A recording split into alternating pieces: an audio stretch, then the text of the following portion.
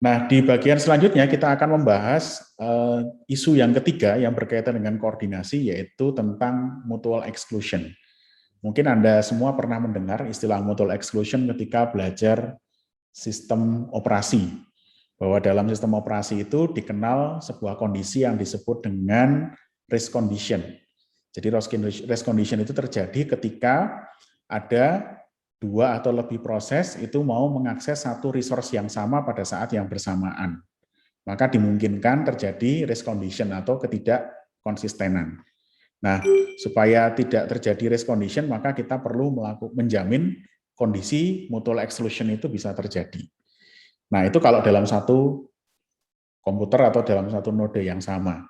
Nah, dalam sistem terdistribusi kita perlu mengasumsikan bahwa proses yang berjalan itu bisa jadi dia akan berjalan pada node atau komputer yang berbeda-beda.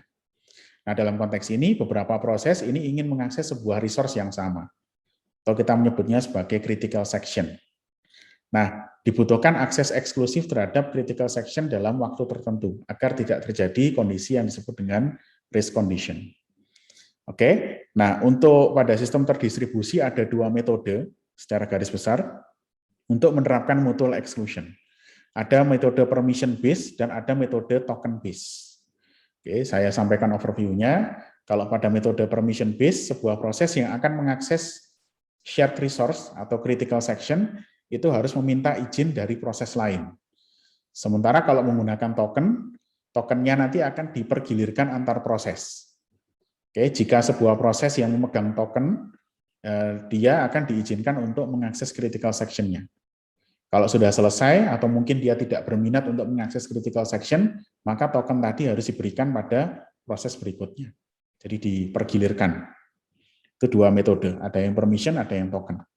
Kita lihat contohnya, ini yang permission.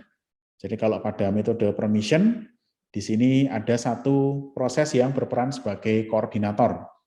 Dia berperan sebagai koordinator, di mana ketika sebuah proses, misalkan di sini proses 1, ingin mengakses critical section, maka dia minta izin dulu ke koordinator.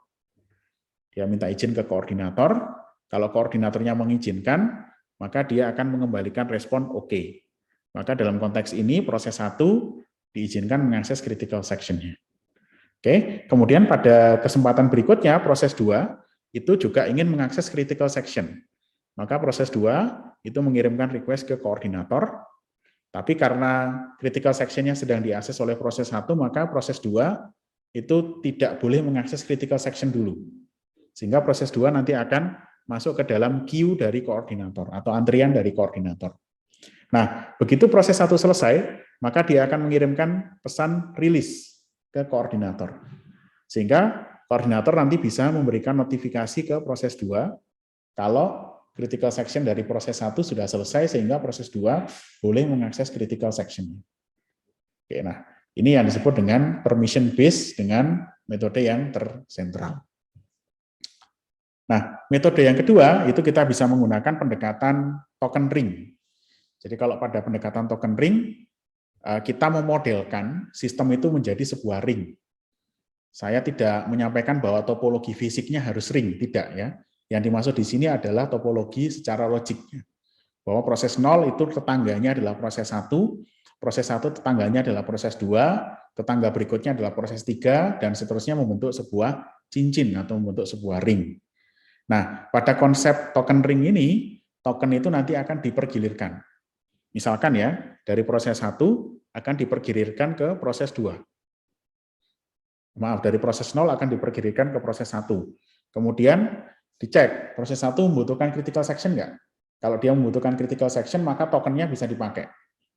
Oke, sehingga proses lain tidak akan mengakses critical section-nya, karena proses lain nggak punya token.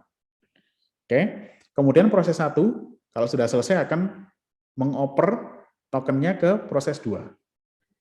Nah, nanti proses 2 itu butuh mengakses critical section-nya apa enggak? Kalau butuh, ya dipakai, kalau enggak, maka proses 2 akan mengoper tokennya ke proses 3.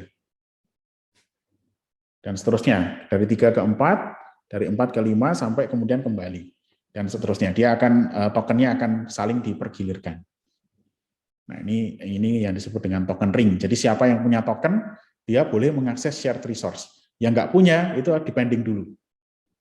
Oke, itu algoritma token ring. Kalau yang sebelumnya tadi adalah algoritma permission based, harus ada satu yang menjadi koordinator di sini.